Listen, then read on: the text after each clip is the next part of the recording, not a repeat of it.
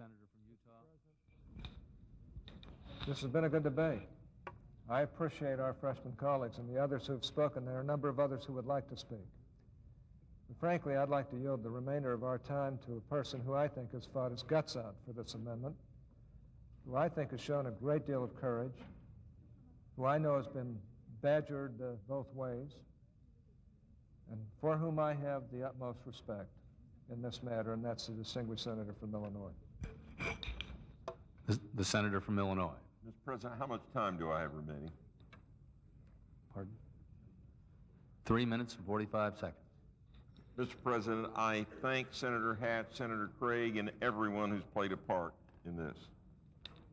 I got on the Dirksen elevator the other day, and right after me came in Senator John Chafee, and he said, "What a horrible debt we're imposing on future generations."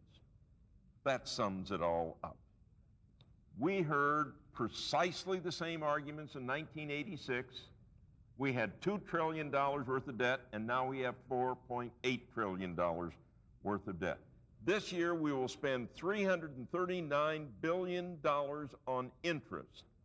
We will spend twice as much as what we spend on our poverty programs, 11 times as much as we spend on education, 22 times as much as we spend on foreign economic assistance.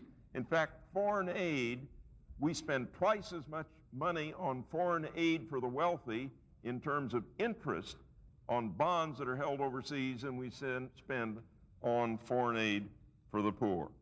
Will it be painful if we pass this? Yes, there's going to be some pain.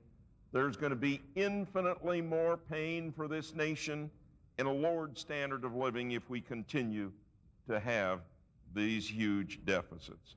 And the pain we're asked to impose upon ourselves is small compared to some of the steps that, for example, Margaret Thatcher took in Great Britain to turn that country around.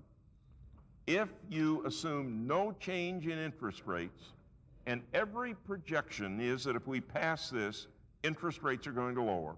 But if you assume no change in interest rates and no deductions on Social Security, it means that we can grow 1.7% a year in income. Put another way, in the year 2002, it is anticipated we will have about $300 billion more in income than we're spending this year. We can have a gradual growth, but we will have to have restrained growth. I've read the editorials, Mr. President, as have you, criticizing this. It is interesting that not a single editorial has mentioned economic history. Take a look at this chart right here. This is the latest CBO estimate of where we're going in deficit versus national income, GDP. Historically, as nations have come around 9 or 10 or 11%, right around here, they have started monetizing the debt, started the printing presses rolling, started devaluing their currency. Those who vote against this are taking the chance that we can be the first nation in history to go up to this kind of debt without monetizing the debt.